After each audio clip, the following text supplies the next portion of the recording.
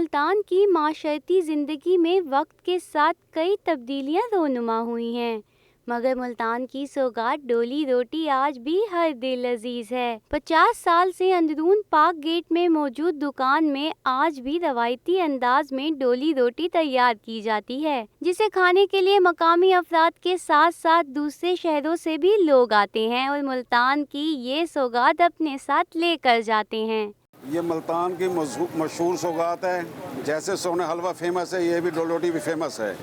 इसका बनाने का तरीका, पहले इसको खमीर इसका बनाया जाता है जो 24 घंटे के बाद तैयार होता है। उसका मटेरियल दालचीनी पानी में डाल के, बड़ी इलायची, सौंफ, जीरा, बड़ी इलायची, चने की दाल, दालचीनी और खमीर बना के फिर इसको आटा गूंदा जाता है। डोली रोटी 3 मराहिल में तैयार की जाती है। पहले मरहले में मोटी इलायची, चीनी और पिसी हुई चने की दाल से पानी तैयार किया जाता है। दूसरे मरहले में तैयार पानी से खमीरे आटे को गूंदा जाता है, जबकि आखिरी मरहले में इन्हें सरसों के तेल या घी में फ्राई किया जाता है। डोली रोटी को मज़ीद मज़ेदार बनाने के लिए खोया बादाम डालकर भी बनाया जाता है।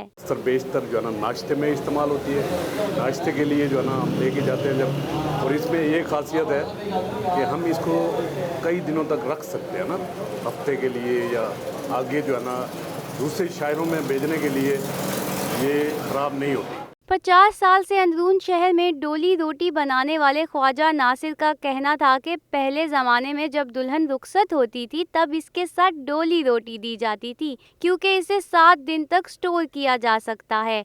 इसलिए इसका नाम डोली रोटी मशहूर हो गया और ये सौगात मुल्तान की पहचान बन गई। तकरीबन 4 इंच चौड़ी, 2 इंच मोटी, फूली हुई, खस्ता, नरम और खुश जायका डोली रोटी ना सिर्फ मकामी लोग बल्कि दूसरे ममालिक और शहरों से आए लोग भी खाना और ले जाना पसंद करते हैं। और हाँ, इसकी ख़ास बात यह है कि ये 8 दिन तक स्टोर भी की जाती है।